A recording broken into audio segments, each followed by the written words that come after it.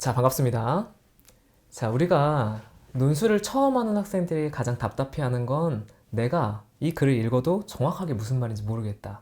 이 글이 전달하고자 하는 바를 이해하기가 어렵다. 분석이 안 되니까 당연히 쓸 수가 없죠. 그러면 글을 어떻게 분석하는지가 굉장히 중요해요.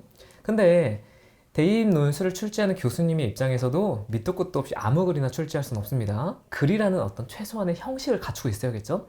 이런 형식은 기본적으로 8가지 유형을 넘지 않습니다. 그럼 뒤집어 생각하면 8가지 유형만 정확하게 인지해도 모든 글을 분석할 수 있는 기반을 갖추게 된다. 근데 여기서 중요한 게, 근데 글마다 이게 우선순위가 있고 중요도의 차이가 있단 말이에요. 내가 예를 들면 요리를 할 거야. 이 요리가 예를 들면 글이라고 해봅시다. 근데 이 요리라는 것도 사실은 메인 재료 따로 있고 보조 재료 따로 있고 뭐 후추 이런 거 따로 있고 그 다음에 조리하는 조리 방법 또 조리사의 특징 이런 것들이 다 좌우가 될 거 아닙니까? 그러면 글도 마찬가지예요. 내가 이 글을 읽고 이 글을 가지고 나의 어떤 문장을 만들어낼 건데 중요한 애들 따로 있고 안 중요한 애들 따로 있겠죠? 그리고 이게 다 다루는 방법이 다를 거 아닙니까? 내가 닭고기 요리를 할 건데 닭고기 써는 방법이랑 당근 써는 방법이 같으면 안 되겠죠? 근데 문제는 대부분의 논술학원 혹은 국어 시간에 배울 때도 마찬가지인데 당근 써는 칼로 닭을 썰고 있기 때문에 당연히 제대로 된 분석이 안 되겠죠. 제대로 된 분석이 되려면 제시문에 딱 맞는 칼을 써줘야 한다. 제시문에 가장 적합한 방식의 분석 방법이 필요하다. 8회차를 통해서 우리가 지금 익숙하게 만들 건 제시문의 종류에 따라서 이게 중요한지 안 중요한지 파악하고 그 방법에 적합한 분석을 익히는 방법에 우리가 목표가 있습니다. 이게 돼야 이제 실전반 올 수 있어요. 실전반에서 언제까지 닭고기 써는 법 가르쳐주고 있겠어요? 그래서 이게 기초적인 내용을 바탕으로 준비가 된 아이들이 실전반에 오면 그럼 경쟁력 있는 글쓰기 가능합니다. 자, 순서도 다 중요도에 따라서 정해놓은 거예요. 첫 번째, 우리가 할 건 무엇이냐? 설명문입니다. 설명문은 자, 우리가 별 3개를 기준으로 중요도를 한번 나눠볼게요. 자, 읽는 데 있어서는 별 3개예요. 읽는 과정에서는 별 3개의 가장 중요한 가치를 부여받는다. 하지만 우리가 글쓰기의 과정에서는 별 1개에 불과하다. 그러니까 분석을 할 때는 매우 중요한 제시문인데 실제로 글을 쓸 때는 별로 중요한 제시문이 아니에요. 이게 무슨 말인지 정확하게 이해를 해줘야 됩니다. 자, 설명문이라는 건 정보 전달만 합니다. 자, 논술이란 건 뭐예요? 자기 주장인데 얘는 주장이 없는 글이에요. 제시문 자체가 밋밋하고 아무런 자기 주장이 없습니다. 당연히 객관적인 글이기 때문에 내 논술과는 무관해요. 나의 주장을 글쓰기와는 무관한 과정입니다. 다만 내가 개념을 모르고 있으면 아예 주장을 못 하잖아요. 그러니까 개념을 알려주고 시작하는 거예요. 성대, 경희대, 외대 문제가 가장 대표적입니다. 그러니까 이게 여러분들이 선택한 사탐 과목마다 유불리가 갈릴 수도 있기 때문에 학교에서도 그걸 알고 있어요. 사회문화 선택하지 않았더라도 이 개념을 알아야 한다. 그러면 개념을 먼저 알려준단 말이에요. 그러니까 개념을 알려주는 글인 거죠. 그럼 여기서 중요한 게 개념을 알려주려면 당연히 그 개념이 제시문에 들어가 있겠지.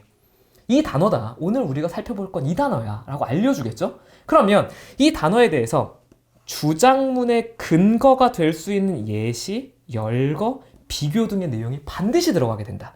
그러면 이 설명문의 역할은 뭐냐? 나한테 개념을 알려준 다음에 다른 제시문이 있어요. 다른 제시문 주장이 있겠지. 그 주장을 뒷받침하고 지지하는 자료로 활용이 된다. 이걸 놓치면 안 됩니다. 절대 설명문 먼저 요약 정리하지 말라는 거예요.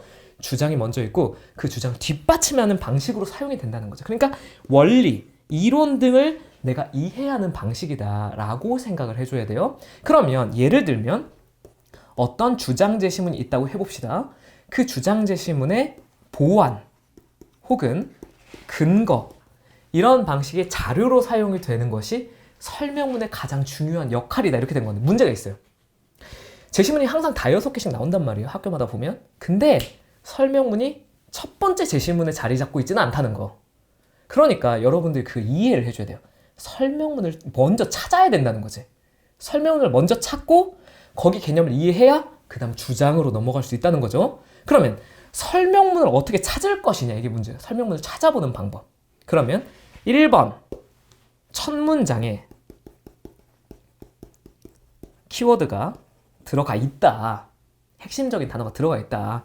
첫 문장에 일시, 장소, 사람 이런 건 절대 나오지 않는다.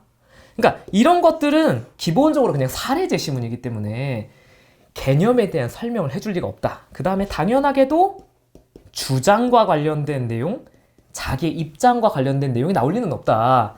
자, 이거를 한번 확인을 해봅시다. 자, 제시문에서 이런 방식으로 첫 문장이 구성이 되어 있어요.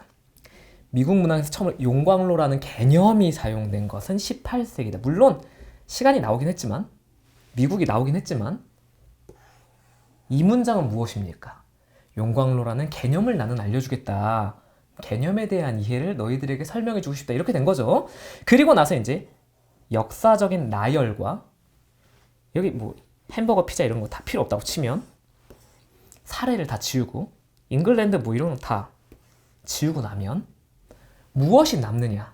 자, 일단 핵심적인 키워드로 용광로라는 키워드는 남습니다. 이 용광로라는 것은 어디에서? 미국 이민자들이 정착하던 과정입니다. 정착하던 과정에서 이 사람은 뭐 했다고? 이 사람들이 융합을 통해서 뭔가 새로운 아메리카, 이런 자신들의 정체성을 만들어냈다. 이런 내용이죠. 자, 우리가 사회문화를 선택을 안 했어. 그러면 멜팅팟이 무엇인지 들어본 적이 없어. 용광로가 무엇인지 정확하게 몰라. 그러니까 이걸 알려주고 시작한다는 거야. 이걸 알아야 그 다음에 이게 좋다 나쁘다를 할 수 있으니까. 자, 이 문제 성대 겁니다. 성대 이 문제 어떻게 나왔냐면 주장제시문이 있어요. 주장제시문. 우리 동화주의가 좋은 것이냐, 아니면 여러 가지 문화를 우리 융합적으로 사용하는 것이 좋은 것이냐. 동화주의 영어로 하면 프랜차이즈죠. 프랜차이즈가 뭐야? 프랑스화 하다는 거잖아. 자, 우리가 프랜차이즈 음식점에 갔어. 프랜차이즈 음식점은 어느 음식점을 가도 본점과 똑같은 음식을 먹는다, 이런 거죠.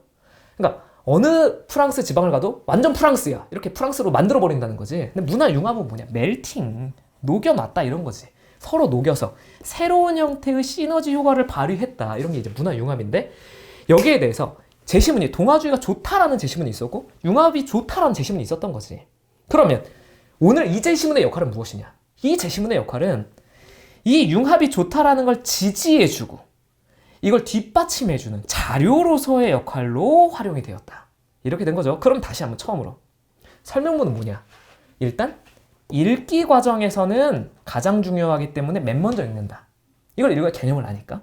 하지만 쓰기 과정에서는 절대 맨 먼저 쓰지 않는다. 왜냐면 주장이 더 중요하니까.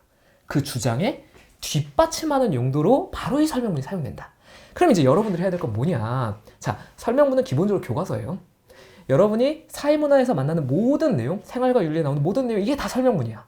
그러면 그 설명문을 읽어가면서 내가 지금 읽고 있는 이 설명문이 논술의 자료로 활용되는구나. 뒷받침 근거로 활용되는구나. 이걸 읽어가면서 연습을 해오는 거예요. 이 연습이 충분히 되면 이 연습을 바탕으로 이제 내가 실전반에서 해줄 수 있지. 자, 이거 어떻게 넣는 거야? 관계가 어떻게 되어 있어? 이게 우리가 지금 이 제시문들을 정리하는 목표예요. 여기에 익숙해지고 내면하고 된 학생들은 이제 문제를 분석하고 풀 준비가 됐다라고 생각하면 됩니다.